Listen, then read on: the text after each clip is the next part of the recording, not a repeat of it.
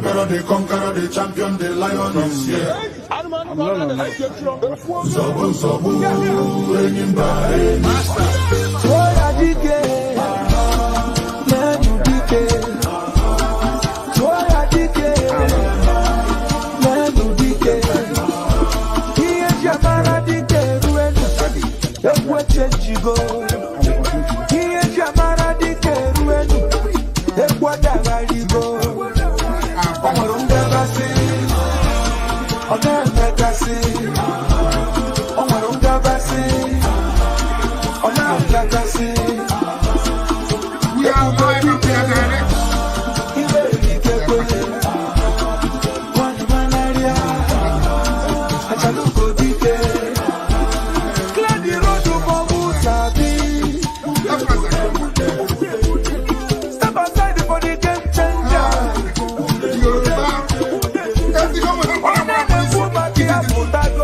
I tell you the truth, because I don't care who you are.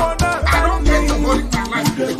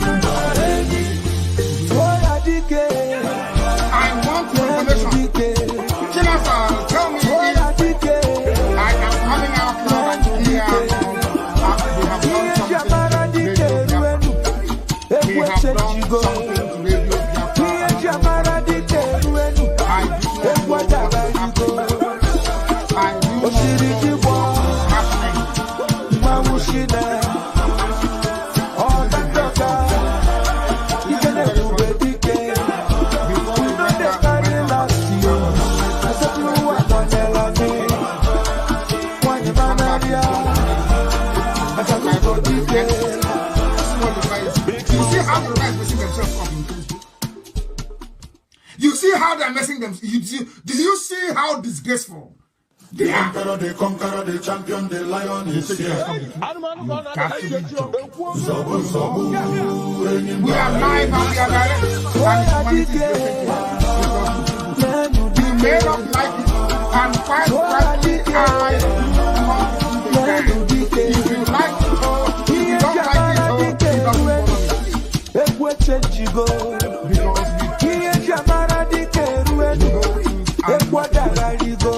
we are live and we are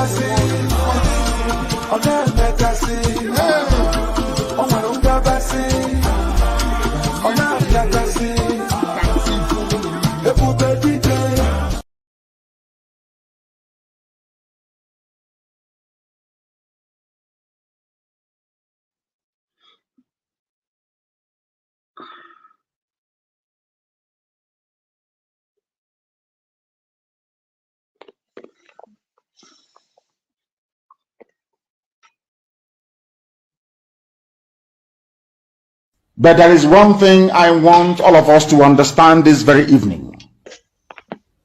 We are facing a very formidable array of enemies, both external and within. And we are going to overcome each and every one of these obstacles. That I can assure you, that they may know that the God we worship is an invisible God, not a God that was wrought by the hands of men. For we do not worship idol, and we can never ever worship idol. Is impossible.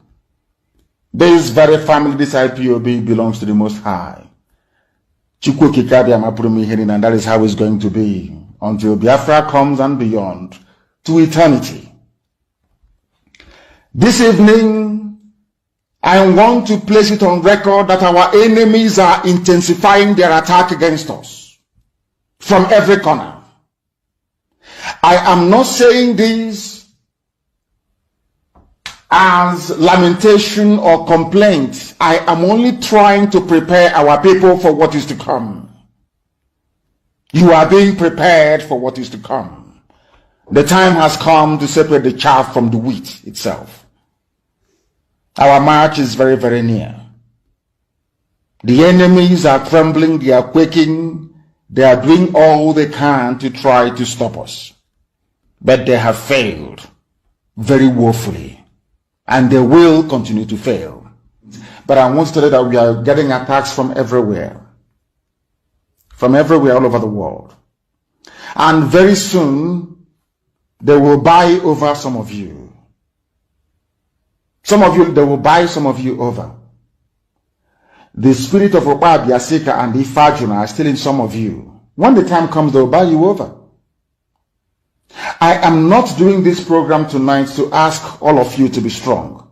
I am doing it to remind you, not that if they succeed in buying you over, you're not going to stop what we're doing. You can't. You cannot. Not in a trillion years. But I need you to appreciate one very simple fact. That at the end of this very race, everybody will testify that indeed Chukwuka Abiyama, the same God of Israel, of Abraham, Isaac, and Jacob, the same God of Ehiri in Aguleri, the same God of Umweri, the same God of Ora-Eri, the same God of Owe-Eri, the same God of Arochukwu. Not to be nobody, the true God, one true God.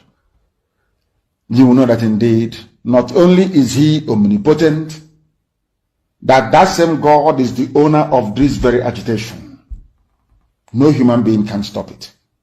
We have enemies, and we need to be very, very careful, both within and without. Very, very careful. The next 2 weeks will be very pivotal.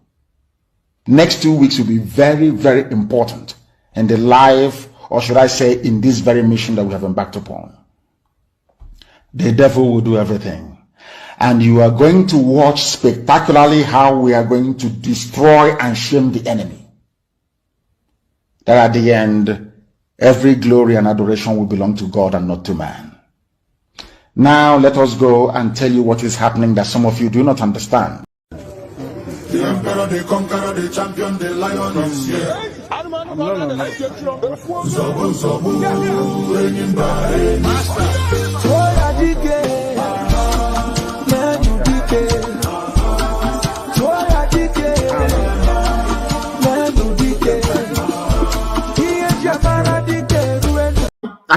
Are defending him.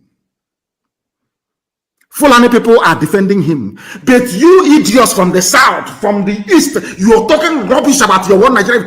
Whereas a terrorist, a killer, a murderer is in government as a minister. His own people are the people defending him. But you are in the south attacking those who are fighting for your freedom. And you're telling me that your brains are normal. Maybe that's your one Nigeria. Whereas a terrorist, a killer, a murderer is in government as a minister. His own people are the people defending him.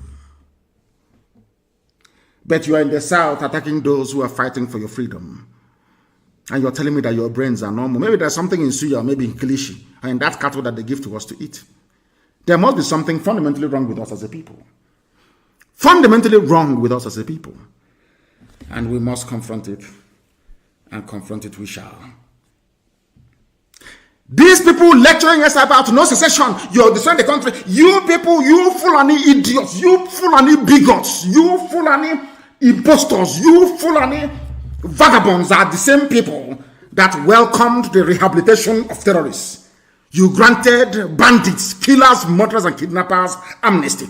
I want Obiano to listen. I want Tripas to listen. I want Tripas, this idiot, Sarikin Fulani of Imo State, Hope to listen very, very carefully. You people are fools because you cannot listen very well. The same people you're fighting for, killing your own people because of them, they are the ones rehabilitating, so they claim, putting the army that we have today. Somebody might come and say, you have given the order that the police and the army should be attacked. All those idiots Some of you fools who cannot reason, we are not attacking any police. We are attacking the terrorists that they brought into the police and into the army. They are the ones killing our people. We must defend ourselves. You fools cannot reason very well. We are not fighting any standing or legally, properly constituted army or police. These are the same Fulani terrorists, murderers and killers. The same people that went in in Damaturu or wherever it is, killing and slaughtering Christians in droves. You fools that cannot reason. The same Boko Haram that has been killing, the same Fulani terrorists have been killing people. They are the ones now in the army. Did you not see them? Recruit them into the army? You're telling me we shouldn't fight them? These are terrorists in police uniform and army uniform. You're saying we should not fight them? Is that what you're saying? Are you that foolish? Are you that stupid? This same Fulani pontificating about peace and unity and anti-secession whatever garbage that they are pouring out of their useless, stinking Janjaweed mouths. These same idiots, these same fools are the ones that rehabilitated Boko Haram. So they claim.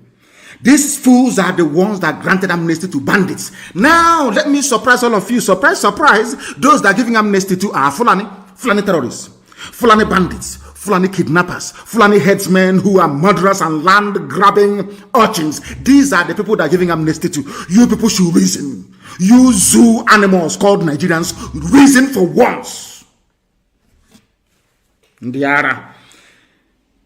The hypocrisy in Fulani, their hypocrisy is astonishing.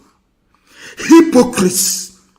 Fulani, who is responsible for the state of almost anarchy in the zoo, who is responsible for the hopelessness of the security framework of the zoo, Fulani, who is responsible for insecurity, Fulani, who are the bandits, Fulani, who are the terrorists in the zoo, Fulani, which people are going about slaughtering and taking over other people's farmlands. It is you. You people are the problem. Unfortunately, some idiots from the south cannot see it. You wanted to show us that you know how to write grammar, writing rubbish about one Nigeria. You are defending something that is indefensible. Indefensible, you fools. Some smelly rats, some smelly garbage, gutter, alamajiri, gutter. The lowest of the low. If it's one of those of their fools talking, I will even understand. From the gutter. Not contributed one single thing to the advancement of the zoo. Not one single contribution has the Fulani ever made. Tell me one national contribution that the Fulani has ever made to the advancement of the Zoological Republic of Nigeria. Just name one thing, absolutely nothing. They want power and control of oil and gas. That's all they need, that's all they want, so they can run your lives for you and control your destiny. And you're not ashamed of yourself to claim that you're educated.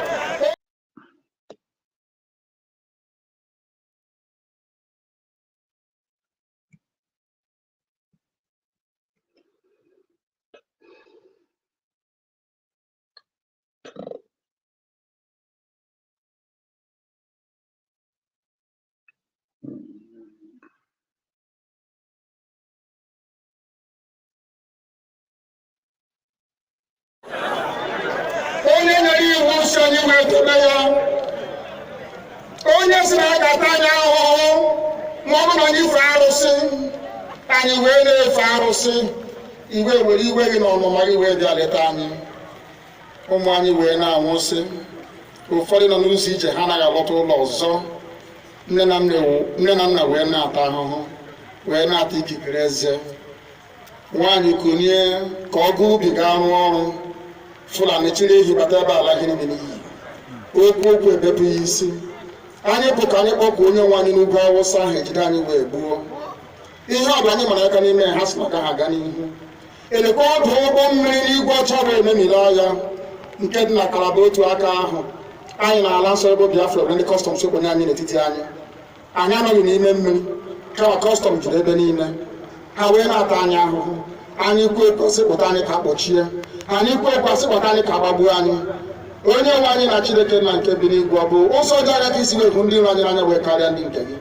akwa anyị bụ ụmụ Chineke akwa ọba aha anyị ka anyị na-aza akwa ọba anyị nwe na-aza ike Chukwu akwa ọba anyị nwe na-aza amara Chineke akwa ọba anyị nwe na-aza Chisom akwa ọba anyị nwe na-aza Chizọba nna nke dị nsọ onye ime eluigwe dịka otu onye iro bi na anyị bụ ụmụ gị bịa ka iwe zọpụta anyị bịa ka iwe napụta anyị n'aka ajọ ihe bịa ka iwe lụọrọ anyị ọgụ bịa ka iwe tịtụ ozu ọgụ ụwa mgbe mmiri Goliat Chineke nna nke igwe wee memiri Fero sikwa otu a mee ka Fero bụ ọgụzọ n'ihu ụmụ ndị anyị ga-ebi ka o wee taa akọkọ ikuni ọtọ ọzọ ị ga na-edu anyị n'ụzọ niile nke ezi omume ọ bụla adịghị na anyị na-aga ndagwurugwu onyinye ọnwụ ọ bụ gụ nwa bụ ekekere n'igwe n'ụwa onye ọbụla kere gị nweghị mmalite nweghị ọgwụgwụ kama anyị onwe anyị bụ anọkpa ahụ ofu ụbọchị anyị ga-anwụ n'ezie kama marakwa na okwu gị na-anọgide gị mgbe ebighị ebi ọ bụ ya mere anyị ji were gị n'anya isi anyị wee na-asị nna nke dị nsọ bịa ka iwe gosi anyị Biafra na ndụ na-abụghị n'ọnwụ bịa ka iwe mee ka ebe gị na amara gị wee kpuchiri anyị ka uwe bịa ka iwe zọpụta ndị nke gị bịa ka iwe mee ka Biafra wee bịa ka anyị na-ewetụta na nsọpụrụ na ịja mma site n'aha gị onye bụ Chukwu nke abịa ma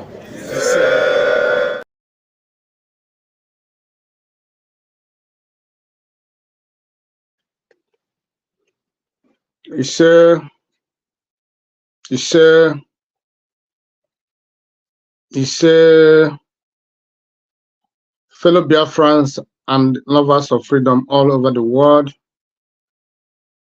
I welcome you this evening to this program here in IPOB Western Cape, South Africa Media. I welcome you, fellow Biafrans and lovers of freedom, in the name of Chukwu Okike Abiama Promihenine, the only source of life.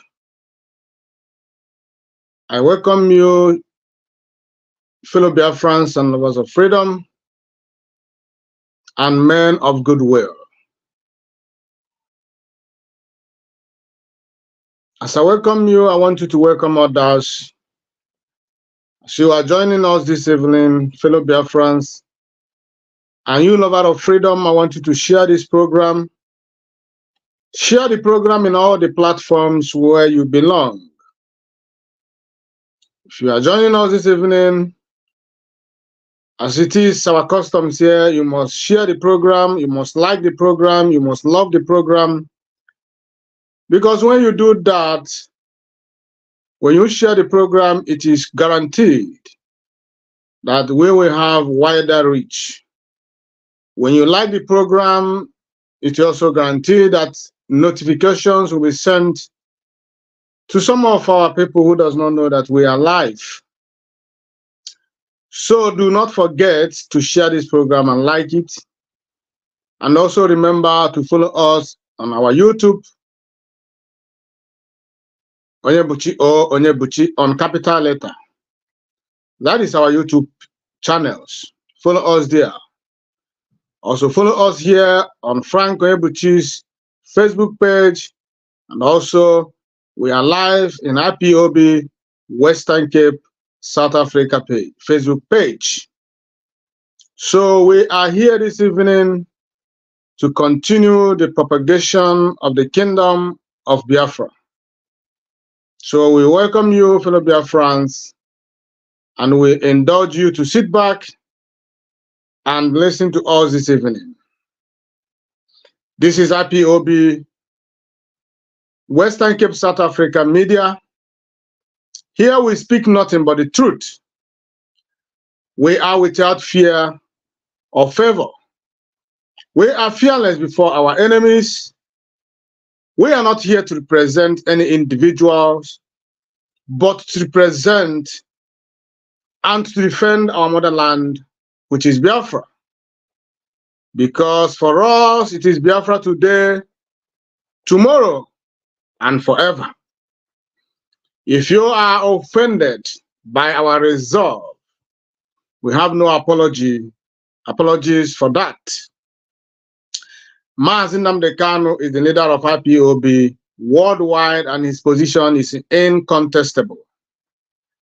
IPOB is here to restore Biafra, and we are not going to be swayed until Biafra is restored. Welcome to IPOB, Western Cape, South Africa media, saying it is the way it is. I welcome you back, fellow Biafrans. As always, my name is Mazi Onyebuchi. I am the host. By the special grace of Chukwu Okike Abịama Pụrụ Ihe Niile, I am the Parklands Unit Coordinator here in Western Cape, South Africa. This program is reaching you live and direct from here in Cape Town, South Africa.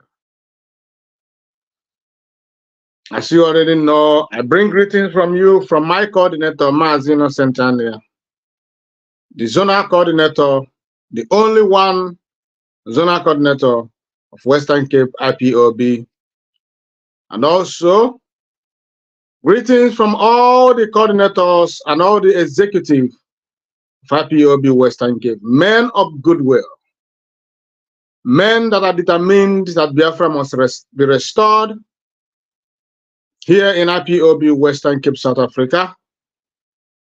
We have our code of conduct as our compass. We cannot do without our code of conduct. All men we have here in Western Cape are real men. They are hardcore. They understood what freedom of Biafra is all about. And we are the followers of Mazi Nnamdi Kanu, whether he is here, whether he is not here. We must obey him at all times by following the code of conduct. So here in IPOB Western Cape, we are men of goodwill, hardcore, standing gidigam. So I welcome you this evening, and I say to you, good morning, good afternoon, good evening, and good night to some of you, depending where you are watching us from this evening. As you already know, the topic to our program this evening, when it is not working, it is not working. There is nothing you can do about it. Maka na ndị Igbo si na onye bịara iku nwa ahụ bịara iku nwa ya anawa. You don't stay back because the child is dead and he's dead. So the only thing that is left for you is to pack your load and go back to where you came from. In the case of Nigeria, we all have not come to understand that Nigeria is not working. Nigeria is not working for the North, it's not working for the South, and it's not working for the East. Everybody is like in the cage. And that is why our leader, Onyendu Mazi Nnamdi Kanu, after taking critical look at Nigeria, he called them British Zoo. And looking at it from the his point of view, he is 100% right. Because it's only in the zoo that you can see all manner of animals. The beast, which is the lion, the tiger, the cheetah, the buffaloes, the antelopes, and other animals. So, in the case of Nigeria, Britain brought everybody together in Nigeria for the purpose of their own benefit, not for the benefit of the people that they brought together, but for their own benefit, financial benefit. They joined everybody together, irrespective of your belief, irrespective of your culture, irrespective of your religion. They don't care. All they needed was a place that they can make profit. That is why they amalgamated everybody together in one stupid Nigeria. And you will ask yourself, why is Nigeria the only country in the world where it is always imperative that you use the slogan, one Nigeria? Why not one Britain? Why not one Spain? Why not one Ghana? Why not one South Africa? Why not one Cameroon and other things? Why only one Nigeria? Why Nigeria is the only country that uses that slogan, imposing it, reminding you that you are not going anywhere, that in this cage, we die here. Biafran people, after trying all our best, starting from Nnamdi Azikiwe, who tried all his best to unite Nigeria, we found out that it's not going to work. Nigeria is not going to be a safe place for me and you. And Biafran opted out. Because of these singular decisions, millions of Biafrans were murdered, starved to death, and genocide was committed against Biafrans. And we were forcefully brought back and roped into Nigeria. From 1970 up to date, Biafrans are still crying. Biafrans are still running helter-skelter, looking for a means to exit the zoological republic, which Britain has managed to bring together. To put together. Up to today, they keep killing us, massacring us, burning our houses and our businesses, erasing our young men and women, raping our sisters, and humiliating our parents. Today, everyone in our land are running out of our land. Like the Jews in the past, we left our ancestral land to sojourn on a strange land. We tried our possible best that we may be accepted in those lands where we run to. It is not going to work. We are not going to be accepted in a strange land because already they know who we are. Today, they are doing everything possible to sack every village and push us out of our land. That is why they are sending in their terrorists, armies, police, and all the parastatals, security apparatus of Nigeria into our land, killing our young men, those that are left, forcing them on self-exile, forcing them on exiles, so that they could send their foot soldiers, which are the herdsmen, the Fulani terrorists, in our bushes to occupy our villages. But today, because we have the spirit of never say die, Biafrans are brave. We are the children of the brave. And this blood of our ancestors runs in our vein. We stand against all odds, even against death, to defend our land. Today, they have called us all manner of names. What have they not called us? They have called us terrorists. They have called us criminals, name it, in their quest to terminate our resolve, they went all the way to Kenya to kidnap Mazi Nnamdi Kanu. After days of torture, humiliation, they decided to extraordinarily rendition him back to Nigeria, where today he is still standing to defend himself. And as you already know, today is Monday. Mazi Nnamdi Kanu's day. Always remember to keep it holy. Biafrans for the past 2 years has decided that every Monday they will always remember and call the attention of the terrorist government to release Onyendu Mazi Nnamdi Kanu. I am proud that I am a Biafran. I am proud that I'm an Igbo man. I am proud to be an IPOB member.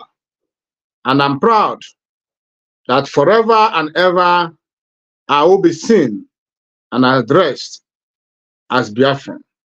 I'm also proud that my children will not be Nigerians. They has never been. They will always be Biafran. That is the only thing that makes me happy. And I know that Onyendu Mazi Nnamdi Kanu, wherever he is confident that we, the remnant, will stand our ground until his release.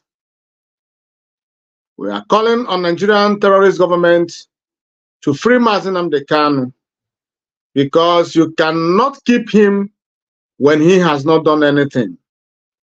There is no offense, there is no charges, there is nothing against him.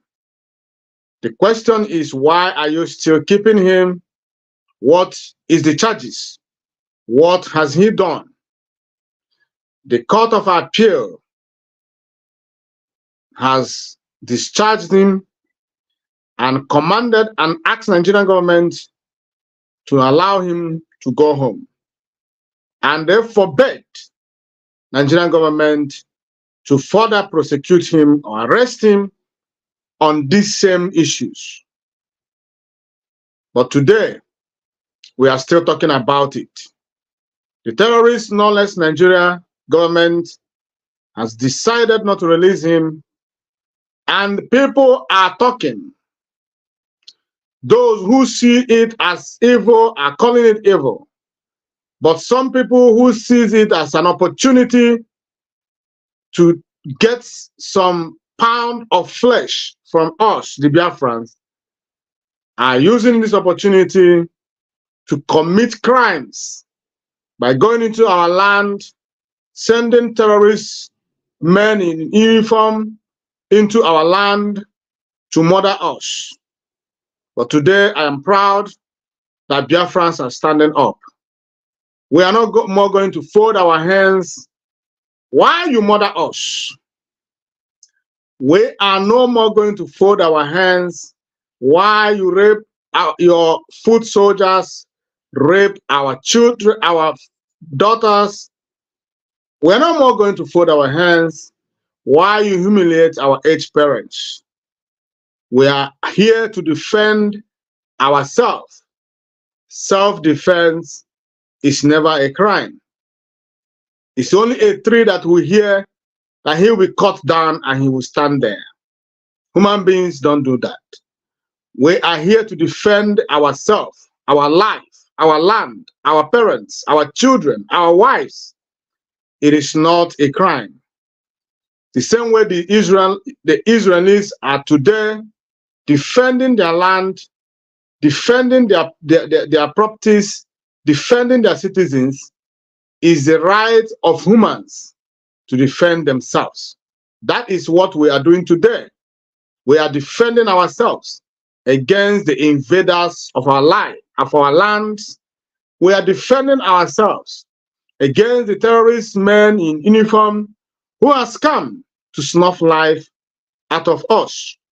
We are defending our land against the Fulani foot soldiers, the invaders from the Niger Republic, the invaders from Sahel, the invaders from Mali, the invaders from Burkina Faso, the invaders from all the African Sahara deserts, wherever they are coming from to take over our land. We are defending our land, ourselves against that. So we are not terrorists. We are not. We are the victims. We are not the villain, but we are the victims. Therefore, we are not going to give an inch of our land to these terrorist invaders, because we have seen what the Hausa people are passing through, and we will never allow ourselves to go through that. We witnessed what the Yoruba people passed through in Lorraine. Because of that, today they have lost in Lorraine. We decided that such will never be replicated in our land. We are not going to allow the experiences of the Hausa people to happen to us. Neither are we going to allow the experiences of Yoruba people to also happen to us. We are standing our ground. We are not going to allow what is happening to the Benue people today, the Middle Belters. We're not going to allow what is happening to them to happen to us. That is why we are fighting to get our own. That is why we are fighting for our life. We are not apologetic to this. We are not going to shift. We are not going to change our mind. The only thing that will stop all these things is the declaration of our nation, which is Biafra. On Biafra we stand today, tomorrow, and forever. We are never going to change our mind. This is not 1967. This is not 1968. This is not 1969. And this is not 1970. This is 2023. And we have decided that what happened to our ancestors will never happen to us. We have learned our lessons, and we are doing everything possible to minimize our loss. We are not going to allow the enemies to kill us the same way they killed us in the past. And we are not going to say, because we don't want to die, we will accept to be slaves. God forbid. We are not going to be slaves in our land. We are freeborn, and we shall die freeborn. That is exactly what we are asking for. And we will see to it, to the logical conclusion of this. This is our resolve. This is what Mazi Nnamdi Kanu fought for, and he is still fighting for it. This is why Biafran said, we are going to always remember this man who has fought for our life. So Biafrans, when we talk about the backwardness of Nigeria, when we talk about, when people ask us, why do you people so much hell-bent on exiting Nigeria? When I ask you these questions, what is your answer? Do you always have an answer to this question? Well, the answer abound. The answer abound. There are a lot of answers to this. We are trying to, or we are exiting Nigeria because we want to protect our lives and our properties. We also want to exit Nigeria because we want to progress in life. Stagnancy is bad. Stagnancy is evil. We have to progress. We have to move forward. When you give birth to a child, after a couple of months, he will start to sit down. Then from there, he will migrate to crawling. After crawling, he will stand up, then walk. That is the progress of life. When you give birth to a child who could not sit up, then that child is a crippled child. You don't need anybody to tell you otherwise. You should know. you have just given birth to a cripple. So, we, the people of Biafra, we are progressive in our mind. We are not stagnant people. We always want to progress. We have looked at the history of Nigeria. We have looked at what brought us together. And we have looked at those people that we live in the same contraption together. And we see that they are not progressive in mind.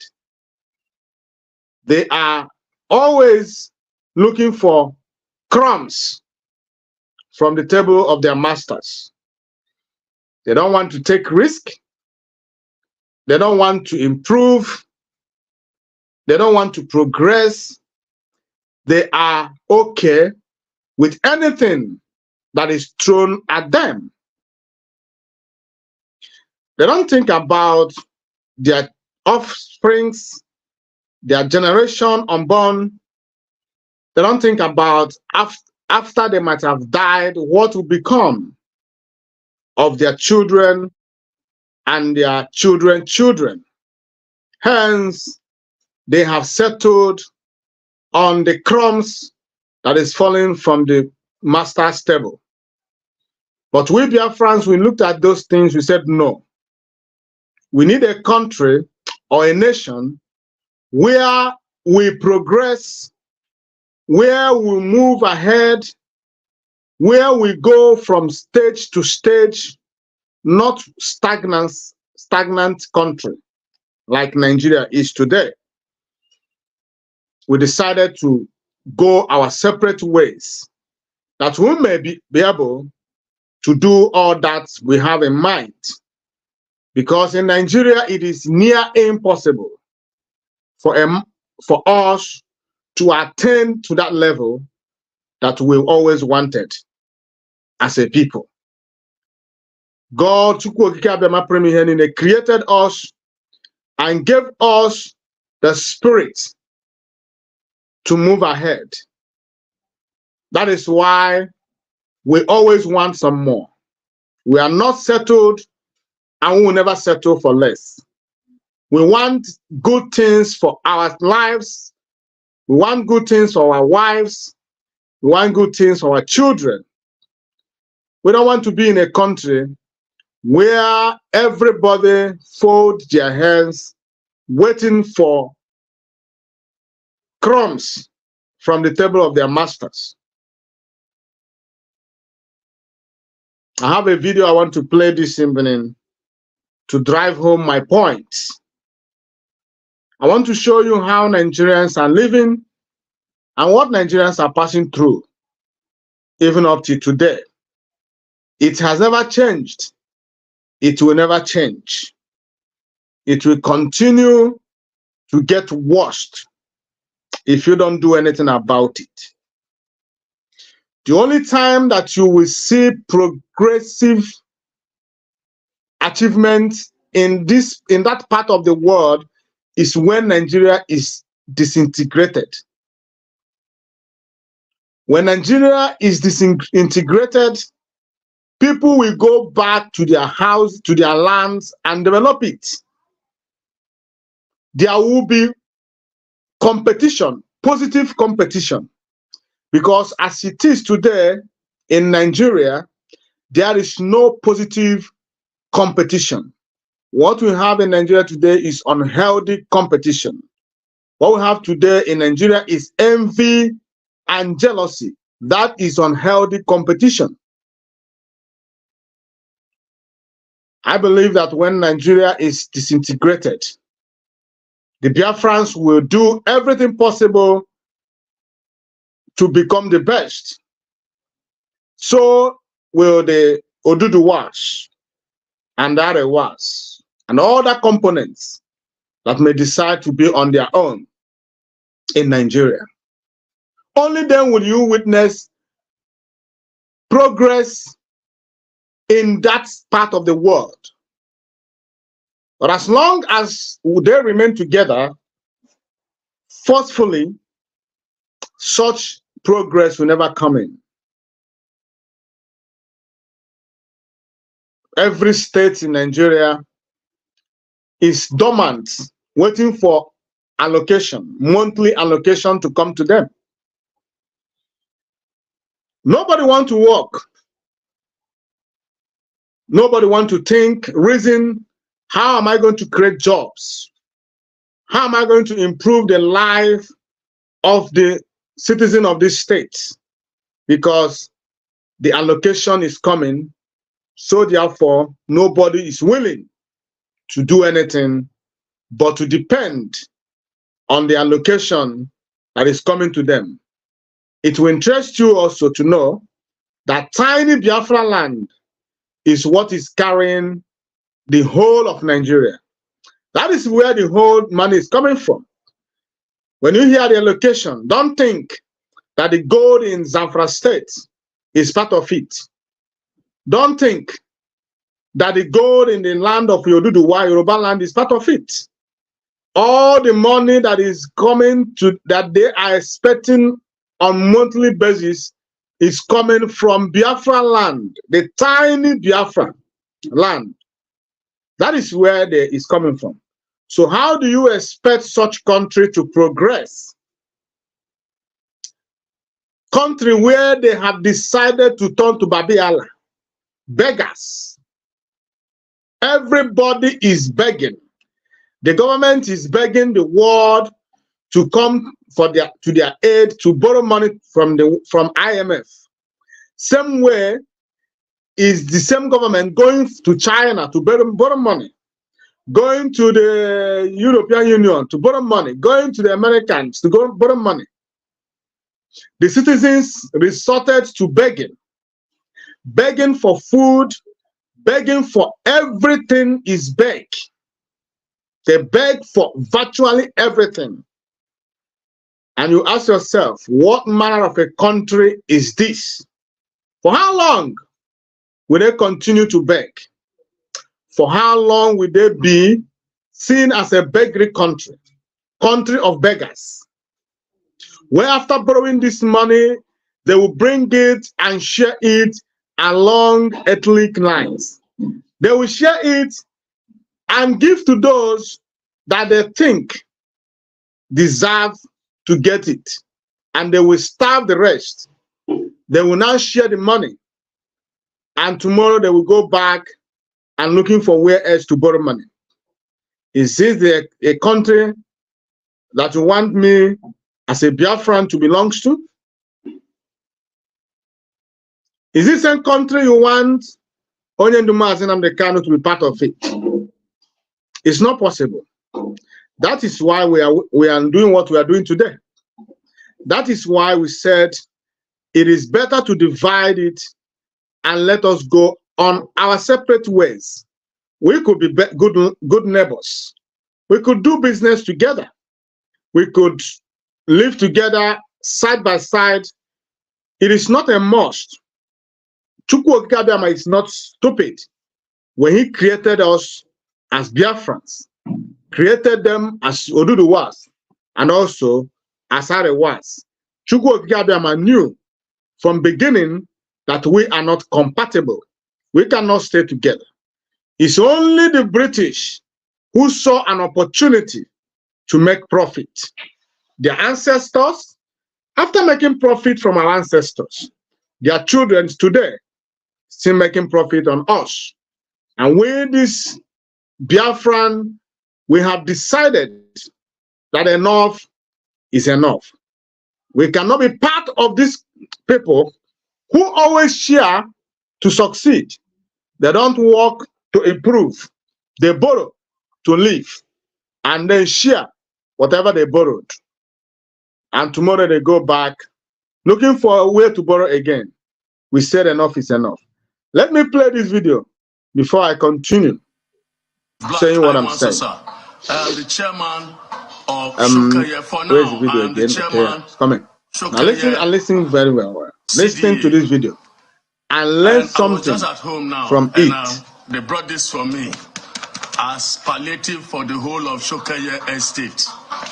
In this estate, we have 147 houses with families and tenants living there.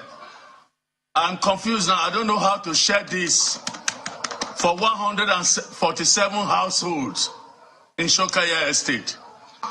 If you guys, the government, I'm talking to Dakpo Abiodun now.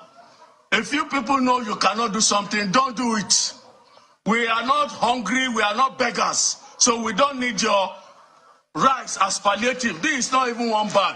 This is not up to an eighth of a bag of rice. Tí o bá ṣe é ṣe, ẹ má force ara yín láti ṣe, à ń ṣe lébi mi báyìí.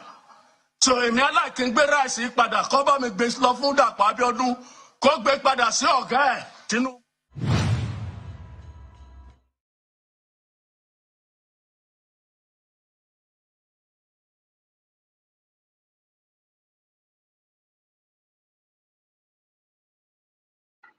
You listened. He said, now that I am still the chairman, because he knew what is coming for him. He's just touched the lion's tail. You are going to hear his story very soon. Now that I am still the chairman, he knew that he has just committed an offense by making this video. He knows they are going to come after him. He knows they are coming after him. That is why he made that comment, for you to understand that his job now is under probability. Now, a bag, that I don't know, is this how a bag of rice looks in Nigeria now? Okay. A bag of rice was brought to him by the government, one bag of rice to share for the whole estate. Let me tell you, don't be deceived. This is not the main, this is not the rice that was given to the so-called Abiodun to send to this location.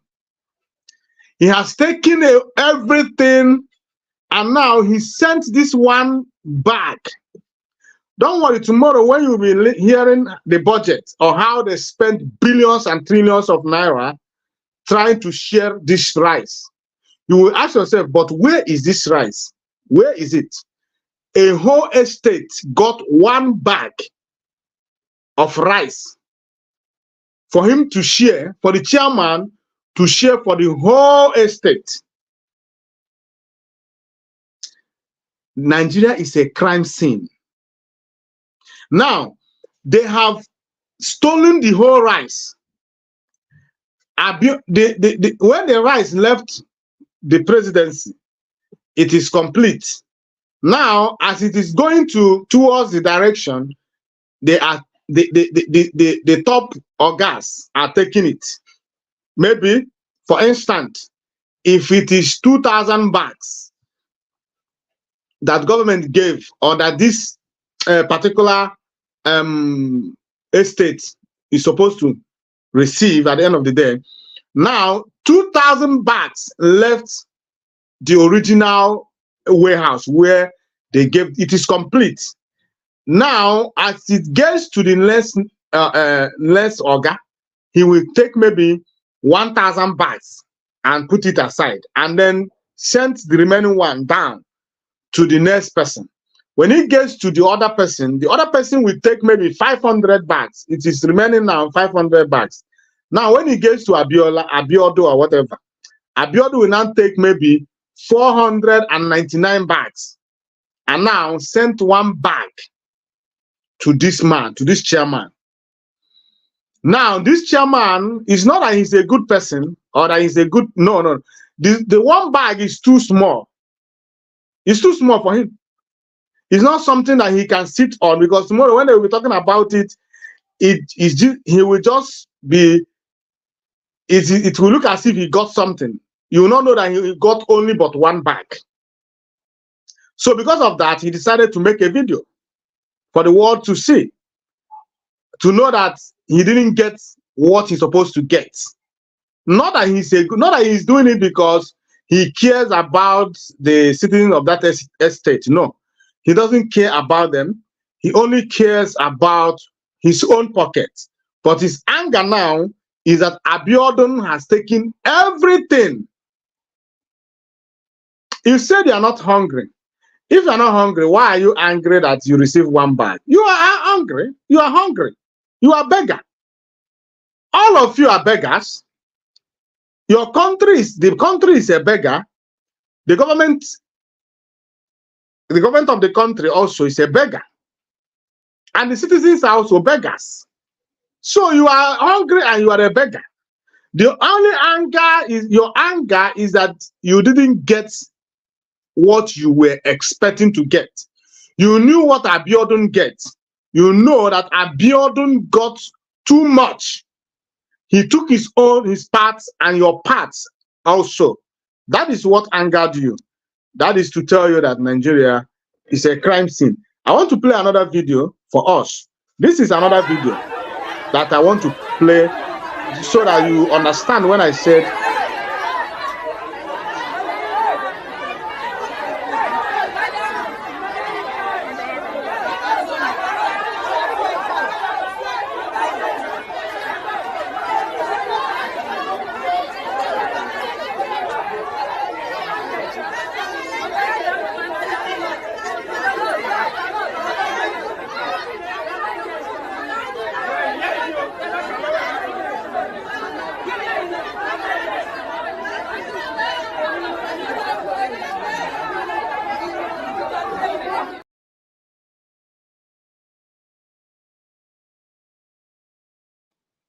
the video you just watched is part of Nigeria palliative.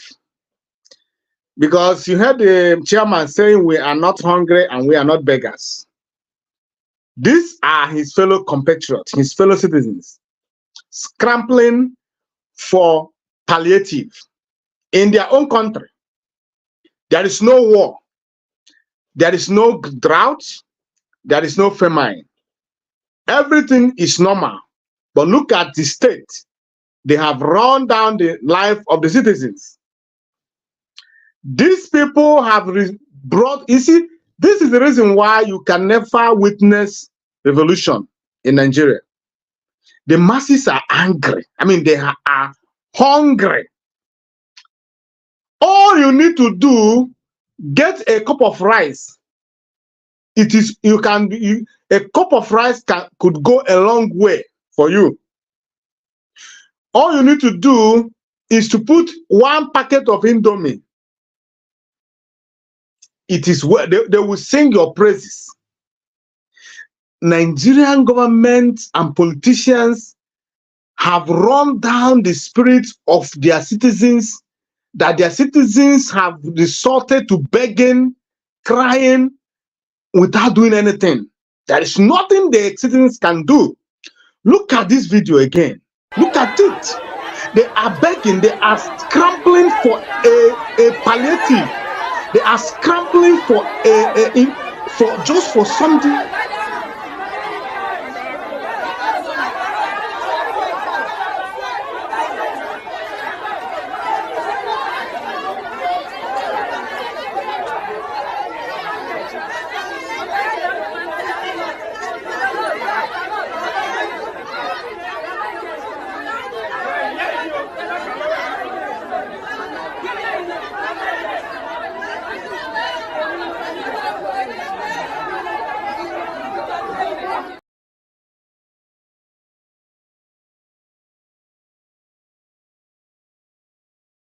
The so-called palliative, that is what you are seeing. This is total evil.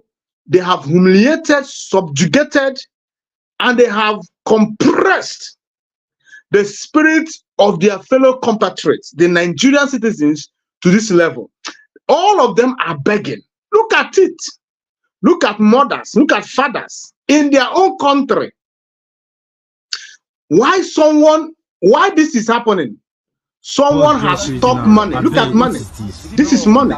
Why this is happening? Look at it. Someone has stopped money in his house. Look at it. Just wait for it. It's coming. Wait for it. You saw what is happening. Then grind down. See, now money be this. Then grind money. See money. See money. Then grind money. See, all this one are money. See, then grind money. They come. See, Nigeria people.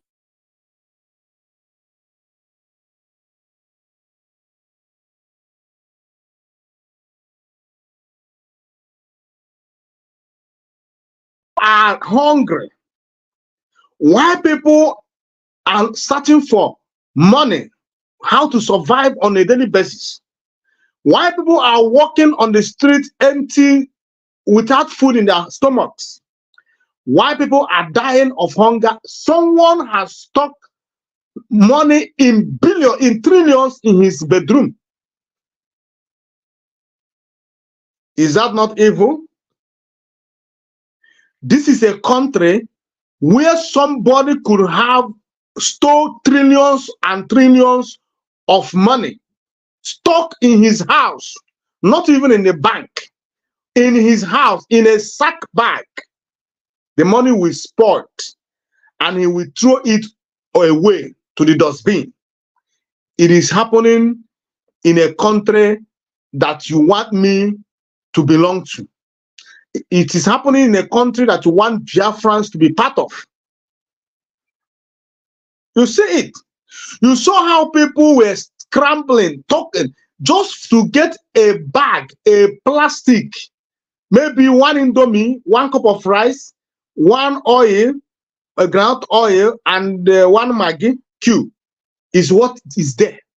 Now, after getting that, he or she will go back home, cook it for his children, and they will eat it, and they will be happy and say, yes, our government is working. Our government remembers us. Our government is doing the needful for us. Not knowing that they are only enslaving them. You should stand up against this evil. If Nigeria were to be a country, you will not witness such thing going on there. They have changed the mindset of the citizens to that of dogs, eating from the crumbs. Eating from the crumbs. The children were abroad studying. Your children were not going to school because ASU is on strike, because you don't have money to send them to school. You go out that you may hustle. The thugs, the aboros, will collect a start from you. Everything is going wrong in that country because Nigeria were put together for failure. British knew that failure of Nigeria equals to their success, to their profits, and it is on their benefits. British structured Nigeria that it may fail because they knew that if Nigeria were to succeed, that they will never get whatever that they expect to get from Nigeria. British know that Nigeria's success equals to their impoverishment. They knew that if Nigeria succeeds, that they are going to lose. That is exactly. British knew about it. That is why they put Nigeria together to fail. Because Nigeria's failure is to their own benefit. British knew that Nigeria's failure is to their own benefits. It is to their own gain. So they are not going to allow Nigeria to succeed. So if you are waiting for Nigeria to make it, if you are waiting for Nigeria to become a better country, you are joking. It can never happen. It will never be possible. It is unrealistic for Nigeria to succeed. Because when the foundation is wrong, they knew. That is why they brought all the opposite nationalities, ethnic nationalities, and brought them together. They brought positive and negative and put them together.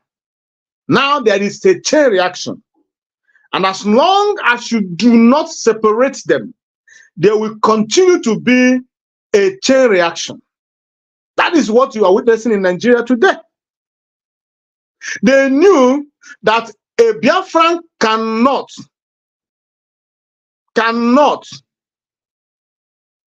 mix together with a Fulani. They knew that a Biafran could not have a successful country with a Yoruba man or a Yoruba person. They knew that a Fulani man could not align with a Yoruba man without fighting. They knew. They knew that these ethnic nationalities could not live together, could not rapport together, could not live in the same country without fighting, frictions, and all that stuff. They knew. British knew. Hence, they brought them together and put them together so that as they are fighting, as we are fighting, they are benefiting. As we are killing ourselves, the British, they are the ones benefiting. That is why we said the solution is the solution of Nigeria. The solution is in the disintegration of Nigeria. The solution is in the balkanization of Nigeria. We have to balkanize Nigeria. We have to do that.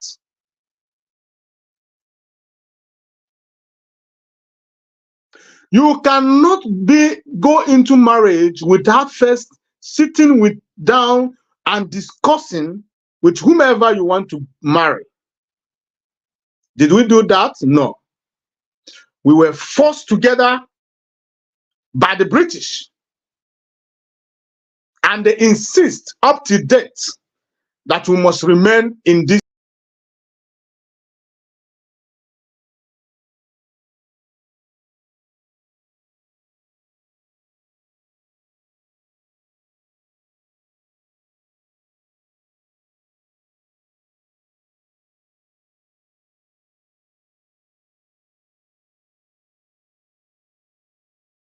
Don't give a damn.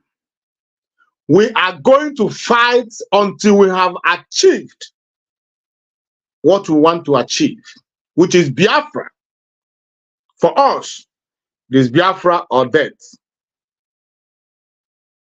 You see it? Look at how people were scrambling for Indomie to get a plastic. Look at how people were scrambling. Why some people dumped hot money in their bedrooms, billions in sack, trillions of money, naira in sack. The money wasted away. See how wicked Nigeria is. See how evil Nigeria is. See how selfish the politicians are.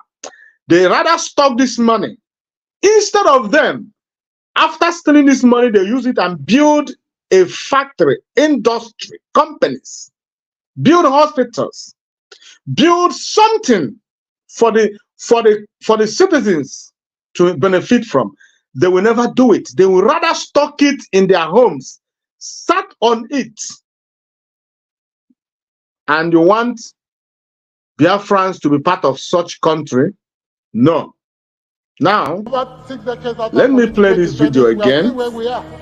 I want to, tonight, I'm bringing them to you. The reason why we want to exit Nigeria, this evil that Nigeria. For why go back to that book, it's still in existence, and see if we have solved one problem since 1960. We should be embarrassed. The Nigerian ruling class is more than wearing big agbada, riding air-conditioned cars and building mansions in Asokoro and other places. We should be embarrassed that as a nation, we have not made progress decisively in any sector. And part of the problem is what is happening with us. We're going to be talking about our school children. You have governors with convoys of 20 cars, 30 cars. They're spending money to hire thugs, but they can't even build schools for their children. They can't feed the children once a day. What are we talking about as a people? Let's take ourselves more seriously, take our country more seriously, and do the right thing at the right time to save the future. Thank you very much, Mr. Speaker.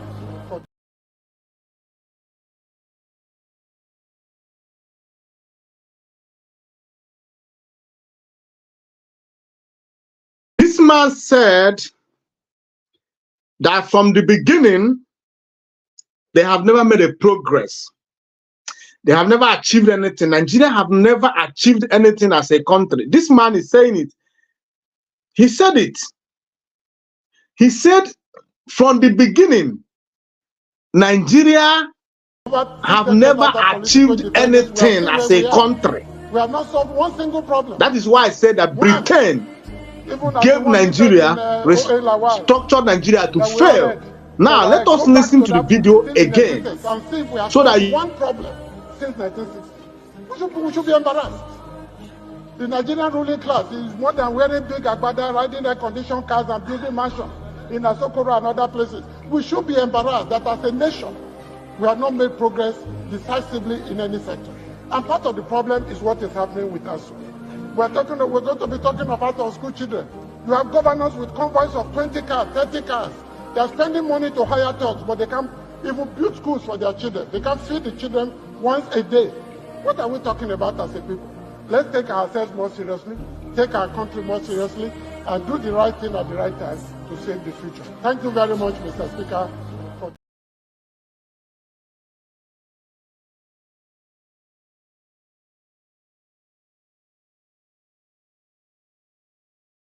Whatever your name is,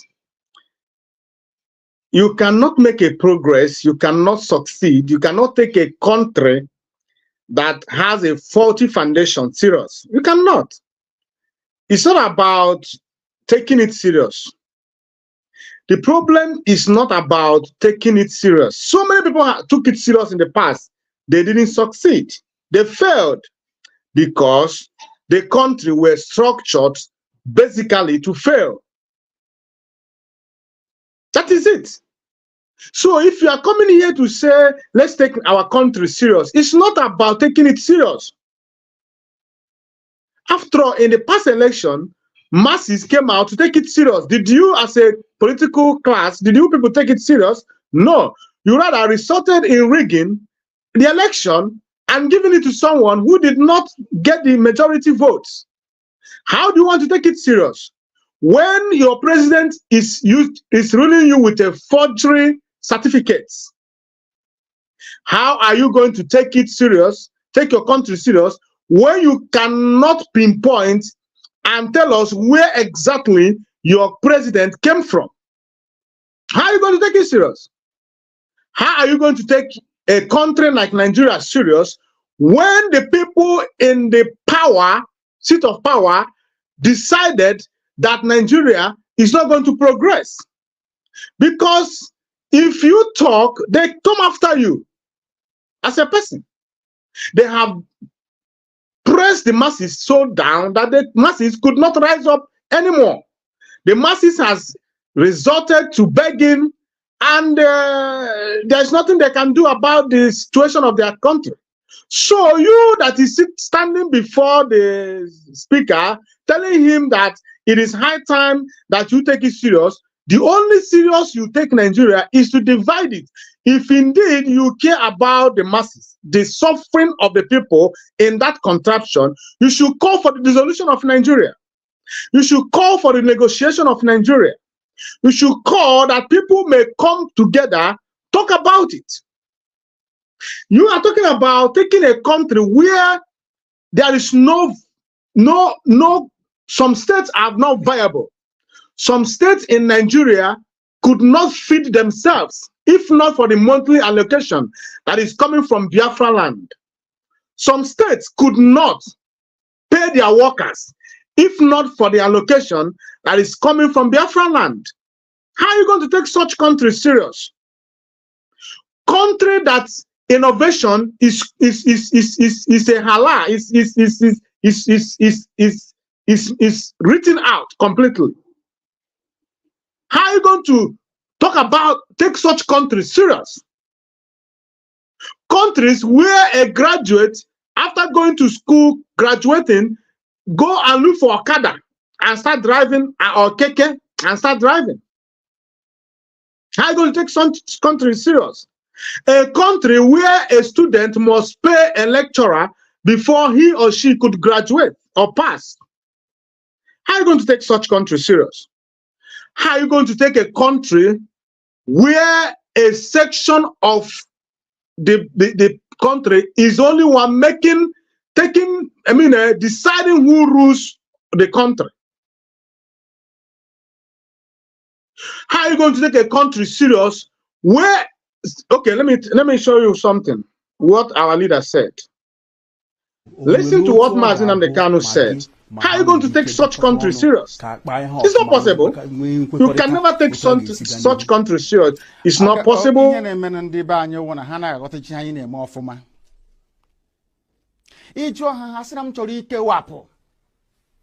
Biafra n'ime Nigeria na ọwụghị ihe ziri ezi n'iwu obodo ha akwadoghị ya. Nna ajụ ha sị ya ke ụzọ chọrọ isi imi ya. Asị na ọwụ ka aga mee ntuli aka elu anyị bịanyecha aka atụcha vootu aga na ebe a na-eme iwu anọrọ akpa ya ekwekọrịta anyị gawa n'iru. Njụọ ha ndị na-eme iwu obodo Nigeria mmadụ ole si Kano steeti pụta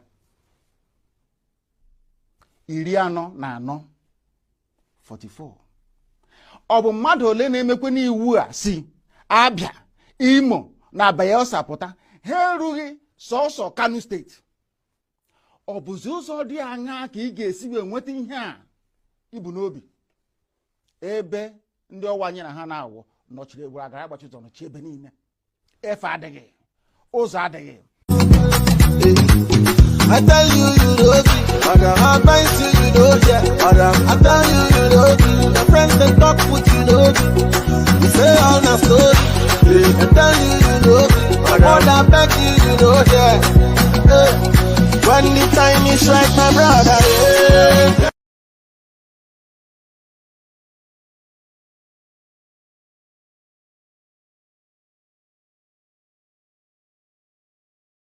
Country serious. Country of inequality, country of injustice. How are you going to take it serious? How are you going to take such country serious where one section of the country has taken over every other thing? Look at what is happening today in Nigeria. A Yoruba man is in power. All the appointments, all these serious, important appointments goes to his kinsmen. When you tell this man, okay, we don't have problem with you recognizing your kinsmen or having the interest of your kinsmen at heart, it is good. It is good that you put your ethnic nationality first, yes. But in a country, complex country like Nigeria, it's not going to be possible. So because you are tribalistic, why not go, let us go our separate ways, where we will be only be surrounded by our ethnic nationalities and tribesmen. Now, we can now give appointment to whoever that we want to give appointment. Nobody will talk about it. You said, no, we must be together in Nigeria. But when it's time to share, when it's time to give appointment, you remember that you are not a Nigeria, but a Yoruba man. You remember that you are not a Nigeria, but a Fulani. You start to give appointment according to your kinsmen. You'll be giving them all the important positions. And you'll be, maybe when you give one to the other ethnic nationalities, you want them to celebrate it.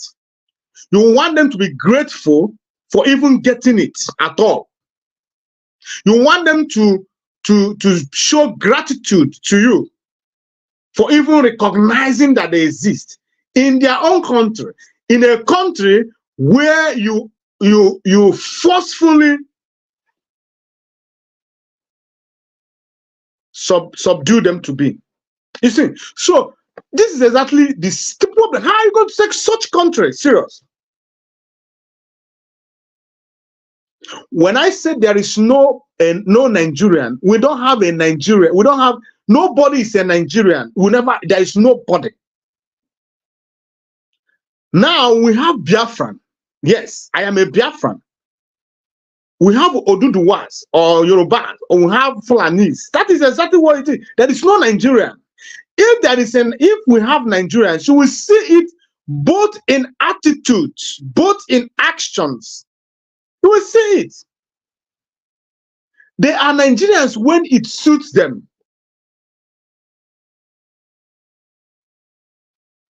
That is it. Nobody is a patriot. We don't have it. We don't have a patriotic Nigeria. How do you want to live in such a country? How do you want to do so? Let me also play to you what our leader said. On this very planet that Chukwokika Biama created to his glory. And we are not. We welcome you to another explosive exposition of the very fraudulent contraption, the very diseased abomination that the British created for the enslavement of the children of light. We have come to destroy. We have come to render asunder. We have come to decimate that very power of darkness, that very zoological republic, that very cesspit of iniquity and of evil. We have come that the blind may see. We have come that the deaf may hear. We have come that even those who through no fault of theirs, but as a result of having subjected themselves to a very disastrous educational system in the zoo, they have become stupid. Here we have come to enlighten and to educate without any apologies to anybody, without mincing words, without fear before our enemies, determined and resolute, indestructible, and the precipitous collapse of the zoo is inevitable. Absolutely inevitable. The devil may try all it can. Those who go before them to peddle falsehood, those who go to work for them, those who are the workers of darkness and of iniquity, we can assure them that we are resolute, we are determined, and there is nothing anybody can do to stop this very invade as many times as you like, kill as many people as you like, propagate falsehood after falsehood as many times as you like, buy up every media space in the zoo, go and connive with people in the diplomatic circles abroad, eyebrow consultancy firm in the world, select some diplomats in the zoo and bribe them, select those you send to the key countries around the world. None of these things you're doing is capable of stopping us. It doesn't matter what you say, it doesn't matter what you write, it doesn't matter the type of chatter you have behind our backs. All those things you're doing is a complete and utter waste of time, because Biafra must come. There is nothing anybody can do about it. That is why we preach this gospel. That is why we propagate this very message of redemption. That is why Elohim said that Biafra will come. You will not fire a bullet, but Biafra will come. Because Chukwokika has gone before us. And you will hear what will happen to the zoo in weeks and months to come. This is 1 year, 2020. They will never, ever, ever in their lives forget. It does not matter what the enemy does, is irrelevant. Buy over Twitter, buy over Facebook, bribe the British High Commissioner to Nigeria, bribe the US Ambassador to Nigeria, department in America.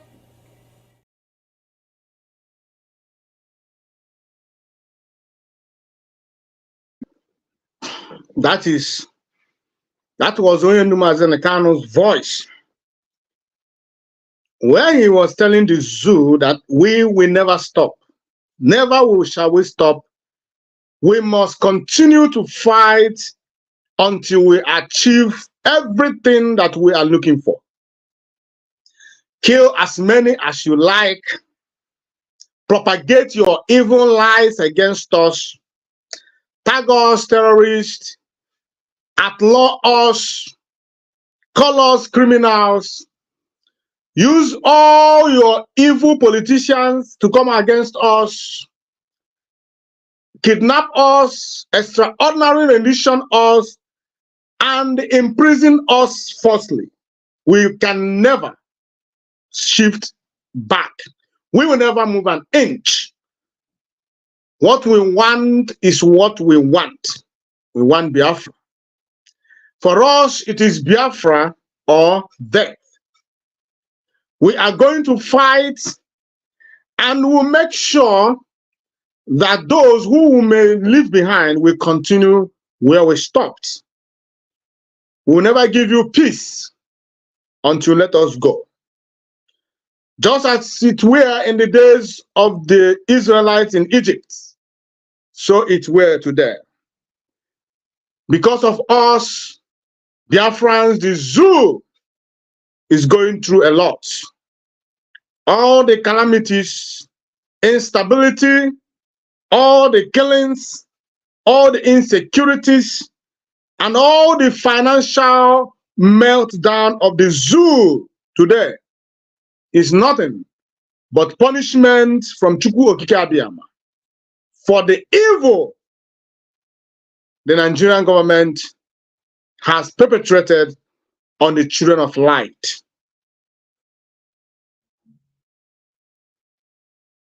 Even if you like, go to Canada, get their prime minister, bring him to the zoo, he will fail. What is happening to the zoo is more of spiritual than physical. The only reason why you see zoo today falling on a free fall is because they have decided to fight against the Chukwu Okike Abiyama's agenda. They have decided to stand on the ways and paths of Chukwu Okike Abiyama. The zoo is destined to be destroyed completely to oblivion. And after that, after we might have gone, you will never hear about the zoo again. They have done all manner of evil against we Biafrans. Because we said, no, we are not going to be stagnant with you. Just like one of your politicians, or whatever they call him, is saying. He said that since 1960, you have not made a significant changes, impact in any single sector, not in medical sector, not in financial sector, not in any sector at all, no infrastructure, nothing. The zoo has remained stagnant, standing at a place, destroying those that he could destroy. Because of zoo, millions of Biafrans were dead, killed, starved to death. Because of to preserve the zoo, genocide was committed against Biafrans. Just to preserve the zoo. But today, the zoo have not made any impact as a nation, as a country. They have never. Not one. If you know any impact significantly that the zoo has made since 1960, please come and tell me. Point it out. I want to see it. They have never made any significant impact from the mouth of their lawmaker. All they specialize on is to hire thugs, line up convoys, throw money around here and there just to have their ways. Why their citizens are living in abject poverty and penury? No education, no water, pipe-borne water, no steady electricity, no decent housing projects, no motorable roads. Nothing is happening. The zoo is stagnant, crushing, swallowing, and destroying all the indigenous people that made up the zoo. And today, Biafran said, over our dead body we will remain in such country. That is better off than to find ourselves living in such contraption. No matter what they do, we'll continue to fight. As our leader has just said, we are not going to stop. Don't think that by killing us, that we will stop. Don't think that by proscribing us as terrorists, we are going to stop. Don't think that by kidnapping our leader and extraordinary renditioning him to Nigeria, that we are going to stop.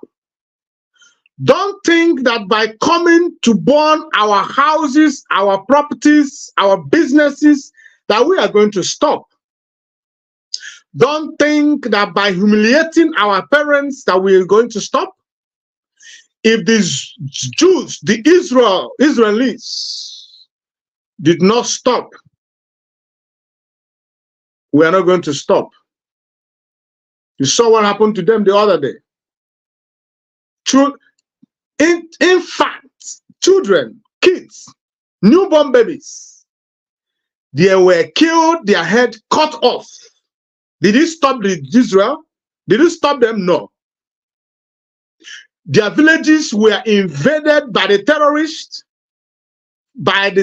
Hamas. Did Israel stop? No. They keep fighting for their life, fighting for their survival.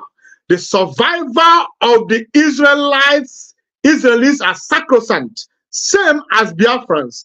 The survival and the life of Biafrans are sacrosanct.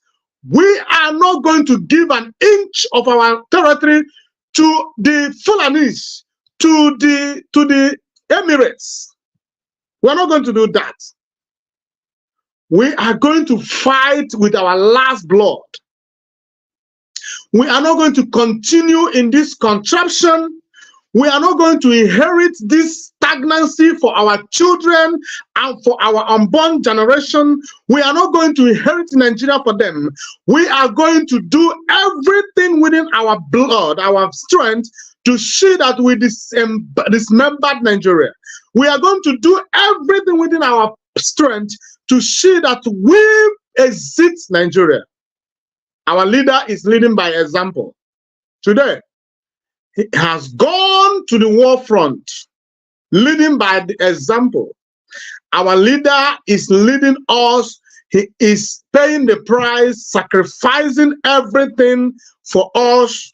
Therefore, we are not going to step an inch.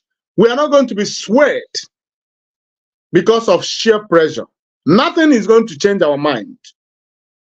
We hate Nigeria with everything in us. We hate Nigeria. Nigeria never loved us. Nigeria never accepted us. Nigeria never recognized us. And we are not going to accept Nigeria. No, we are not going to recognize Nigeria. We are not going to accept Nigeria. Not today, not tomorrow, not forever. Our leader is not giving up. Why would we give up? Why? Why do you think by infiltrating IPOB that people like us will give up? Why do you think by causing frictions, and other F to Nigeria to IPOB that is going to stop us. You are making us stronger. We are developing a thick skin.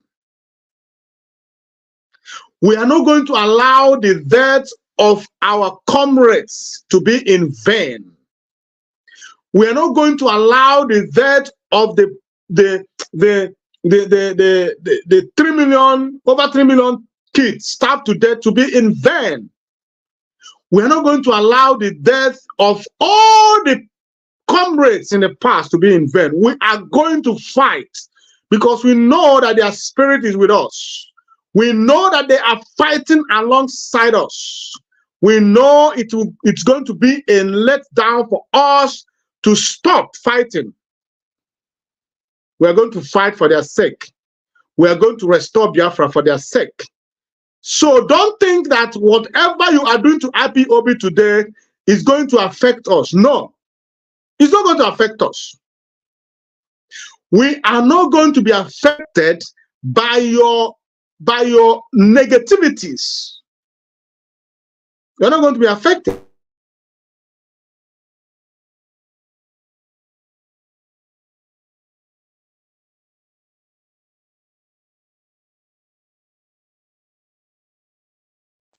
Without it, there is no other remedy. Biafra is all we need. So Nigeria, if they are wise, they'll be talking about how to give us a referendum. Referendum is the only solution. We are not going to take, we don't want to take up arms against Nigeria state. We don't want to do that. We are non-violence, peaceful agitators, and we want to remain that way. That does not mean that we are not going to defend our lives. That does not mean that we are not going to defend Biafran territory. That does not mean that we are not going to defend our wives. That does not mean that we are not going to defend our children when the invaders comes to kill them. But we are not going to take arms against the Nigerian government.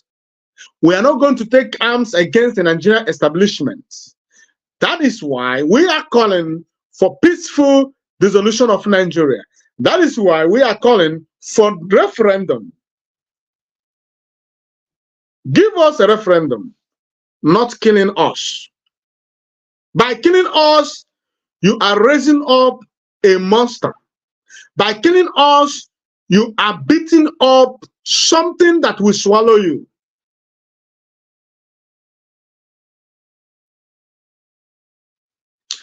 Release our leader to us. Give us dates for referendum. And everything will be sorted out. Go to your Nigeria, your lovable paradise Nigeria. Go and enjoy it. We said, no, we don't want part of it. We said we don't want to be part of Nigeria. It's not supposed to be something to kill us for.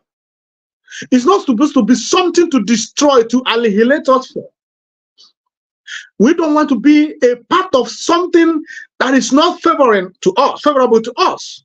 Nigeria is stagnant. We are not so. We are progressive in mind. We are progressive people. We want to expand. We want to progress. We want to go from one level to other, one position to another. We want to belong to the world. We don't want to be stagnant. We don't want to be at the back. Look at the statistics today. Where is Nigeria in the League of Nations? At the back seat. Why? Because Fulanis are part of Nigeria.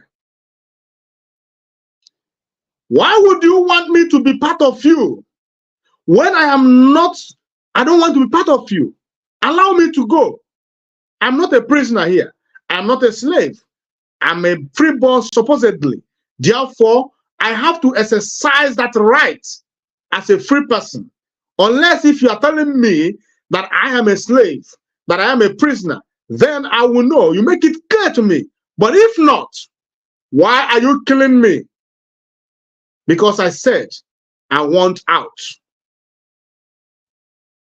After all, I was not part of this part of this plan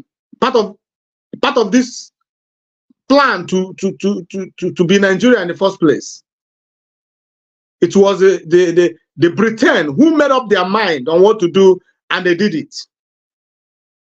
They succeeded. Today, we are asking questions. How did we even get here? How did we come together? Who was there? Okay, it was our ancestors. Now, this is our time. We want to renegotiate. We want to look into it the second time again. We want to see what our ancestors saw before they made that decision to be together. We want to know how favorable it is for us. But you said no. You are going to finish us because we asked this question. We are not going to allow you to continue to kill us.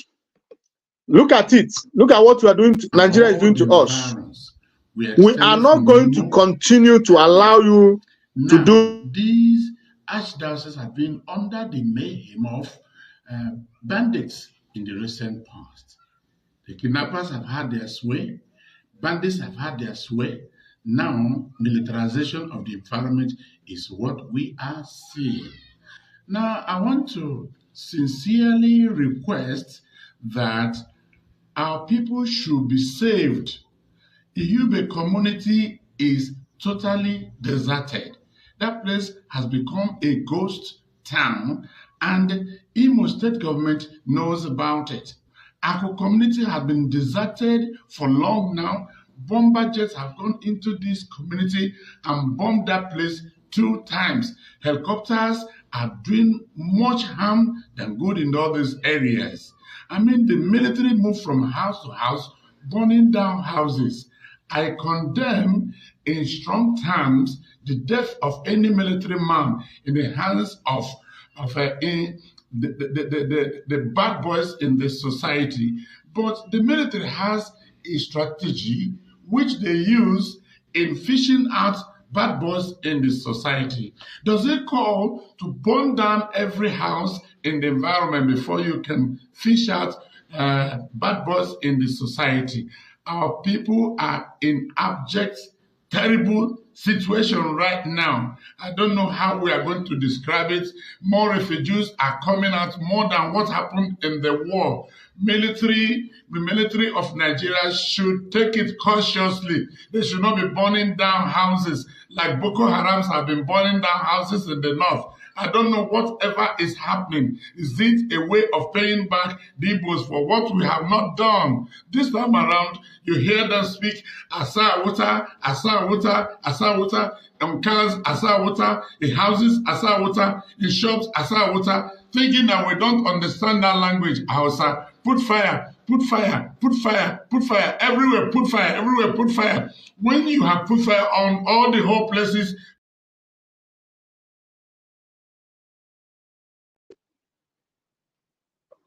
I'm sorry to say this. They don't have any strategy. You telling them to use strategies to apprehend the perpetrators or whoever that killed them or whatever, they don't have any strategy. Like you rightly said, that they were burning houses like the Boko Haram are doing in the north. But I want to break a news for you. It's the same people that are burning houses in the north, the so-called Boko Haram, they are the ones that is still burning our houses because they have been constituted into Nigerian army. That is their modus operandi. It's the same Boko Haram. Don't be deceived. When we are saying Boko Haram army, terrorist army, do you think we are fabricating it? Do you think we don't know what we are doing or what we are saying? We are stating the obvious. They have infiltrated Nigerian army, Boko Haram. Nigerian army is not neutral. If there is any Nigerian army at all, they are Boko Haram. That is why what they are replicating in our land is what they did in the north. You confirmed it here by yourself from your mouth that all they say is asauta, which means burn it down. I mean, put fire. That is the language of Boko Haram. What is different from these people and Boko Haram is that these ones they are state sponsored. They have given authority by the state to do what they are doing. That is different. These ones are called Nigerian army, while the other ones in the north are called Boko Haram. That is the only difference, but their modus operandi is the same. They have no other strategies other than to bomb properties, burn houses, kill, and destroy. Destruction is their trademark. So do not think that they are different from Boko Haram in the north. They are the same people. The same Boko Haram in the north is what you are seeing in our land today. The difference is that these ones are state-sponsored. They are called Nigerian Army, but in the real sense, they are Boko Haram. That is why we don't want to see them in our land. That is why we fight them anywhere we see them.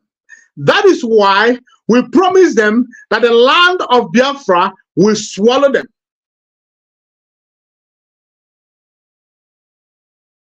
There is no difference between Nigerian army and Hamas. The same thing you saw Hamas did in Israel is the same thing that this useless Nigerian army are doing in our land, because they are not neutral. The terrorist Fulanis has infiltrated the Nigerian army. So if you see them, run for your life. Don't think you have seen your fellow citizens. What you are looking at are terrorists. The only thing you can do is to run for your dear life. If you stand there that you have seen your fellow countrymen, your army, you are going to live to regret it. So this priest who is complaining how the villages in his parish has deserted because of the activities of the terrorist Nigerian military in the community. Let me tell you something. If you don't take time, they are going to come after you. Run for your life. Those men are evil. They are terrorists. They are not just military. They are terrorist military men.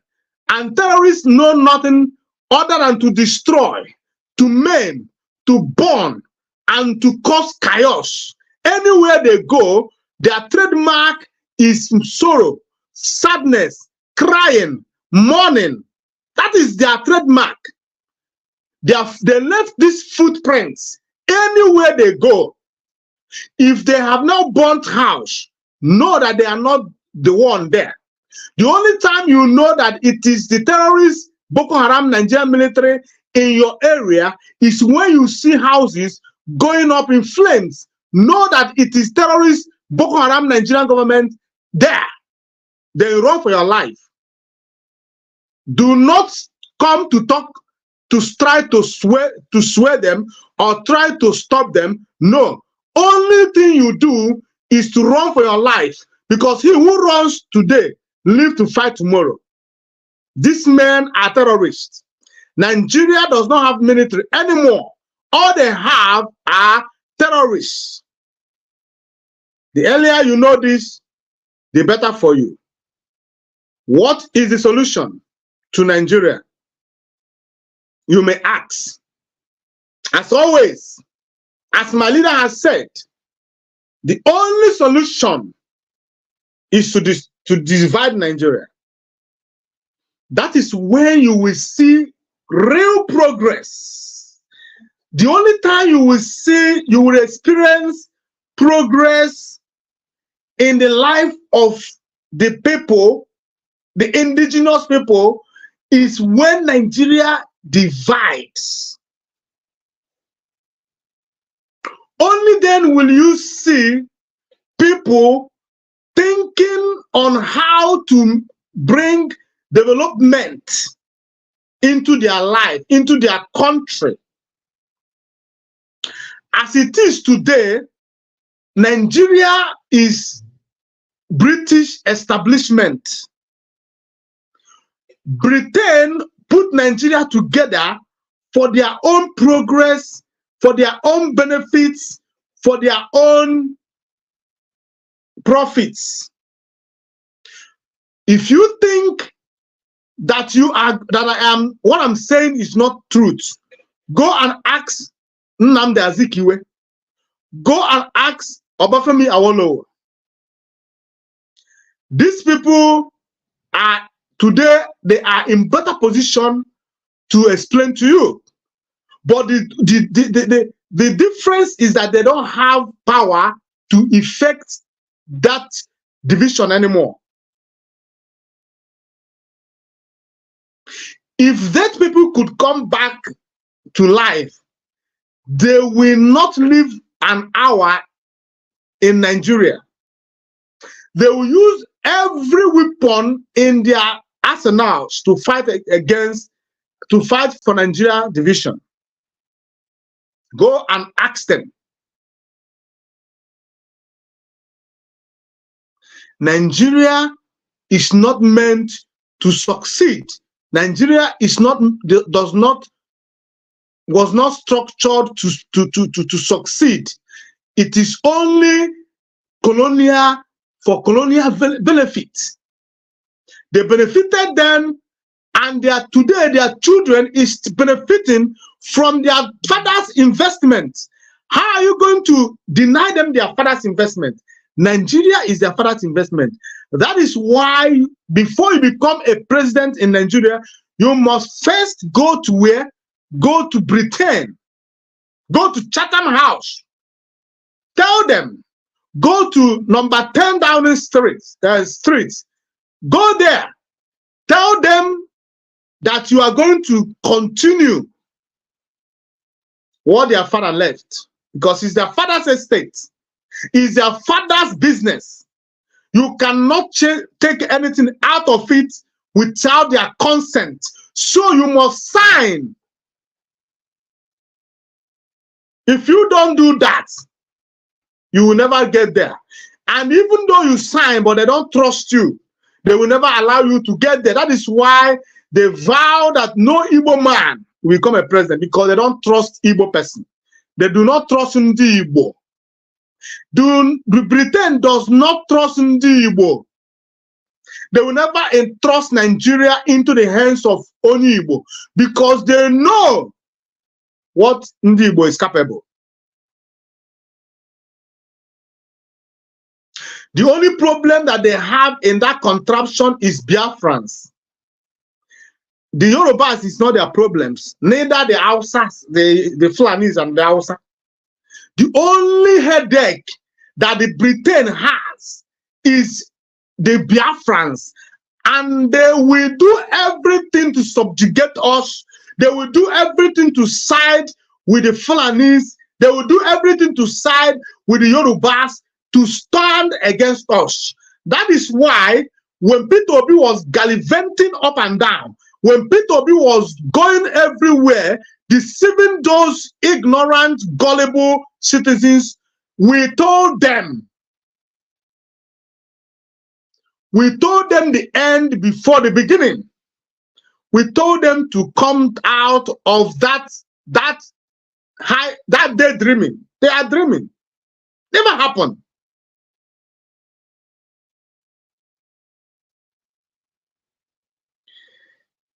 The earlier you know this, the better for you and the better for me.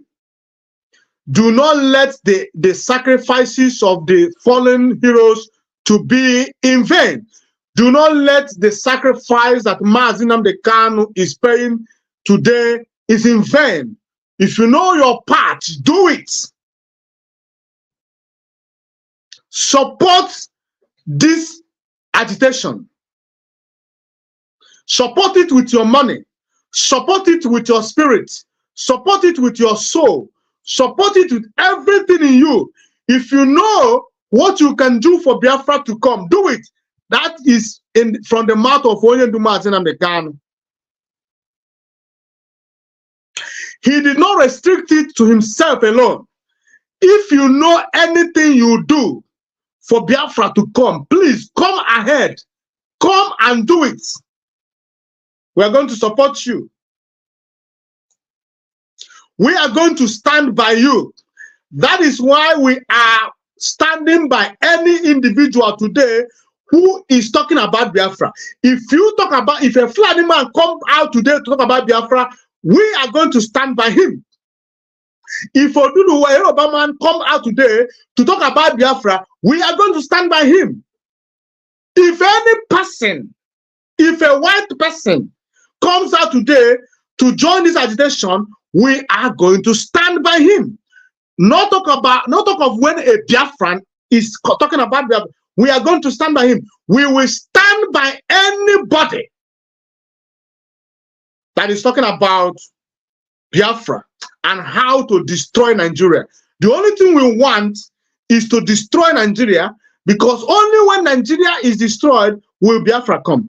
If Nigeria is standing, it's going to be impossible. So Nigeria must destroy it. We're going to destroy it. It's not worthy to live. If something is not working, what do? You walk away. You walk away.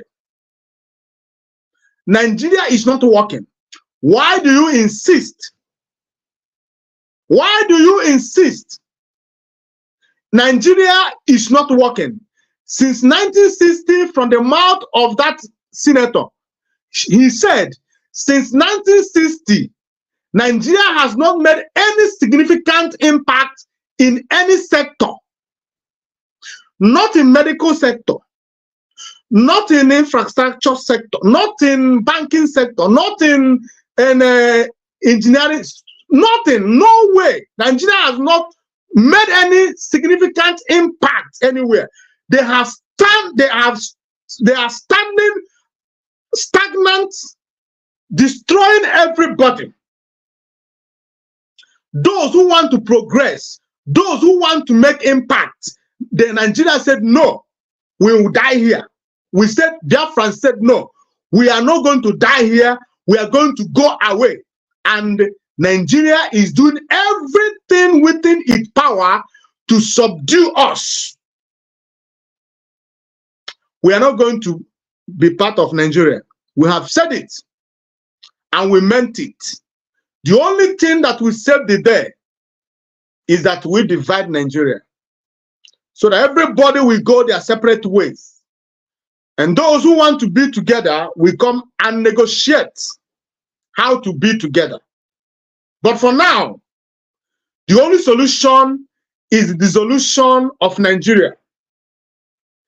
When Nigeria is divided, those who want to come together to form a country could do that.